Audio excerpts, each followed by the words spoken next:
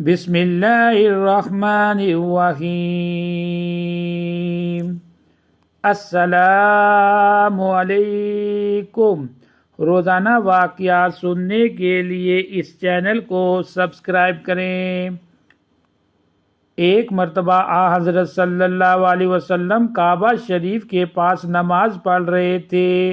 جب سجدے میں گئے تو ابو جہل نے موقع کو غنیمت سمجھ کر ارادہ کیا کہ آپ صلی اللہ علیہ وسلم کا سر مبارک کچل ڈالے، مگر اگر دشمن قوی ہے تو نگہبان اس سے زیادہ قوی ہے۔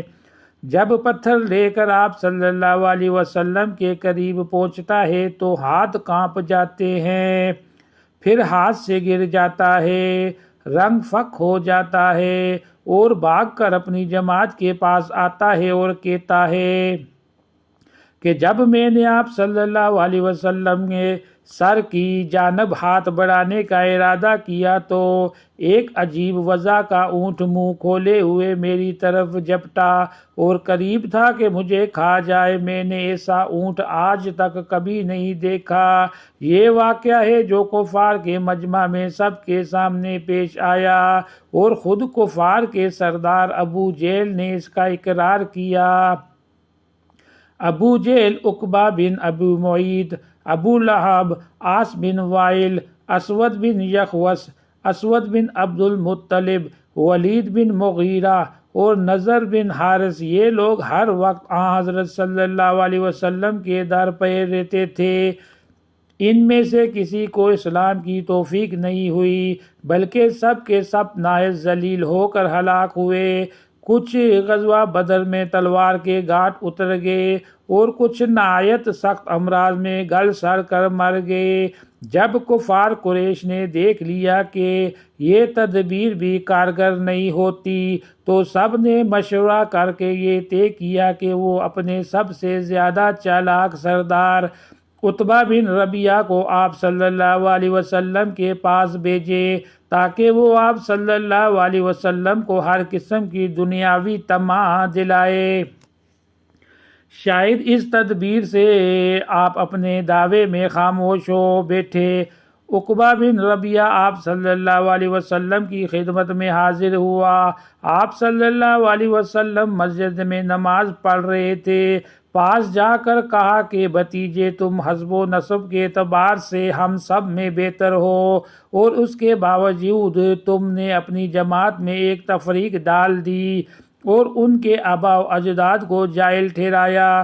تم آج اپنے دل کی بات کہہ دو۔ اگر ان سارے قصوں سے تمہاری غرض یہ کہ بڑی دولت جمع کر لو تو سنو، ہم تمہارے واسطے اتنا مال جمع کر دینے کے لیے تیار ہیں کہ تم اہل مکہ میں سب سے زیادہ مالدار ہو جاؤ، اور اگر یہ چاہتے ہو کہ تمہیں سرداری حاصل ہو جائے تو اس پر راضی ہیں کہ تم قریش کا سردار بنا دے اور آپ کے حکم کے بغیر کوئی ذرہ نہ ہلائے، اور اگر آپ کی غرض بادشاہت ہے تو ہم آپ کو اپنا سب کا بادشاہ بھی بنا سکتے ہیں، اور اگر تم پر معاذ اللہ کسی جن کا اثر ہے اور یہ اس کا کلام وہی تم لوگوں کو سناتے ہو اور تم اس کے دفع کرنے سے عاجز ہو تو ہم آپ کے لیے کوئی طبیب تلاش کرے جو آپ صلی اللہ علیہ وسلم کا علاج کرے۔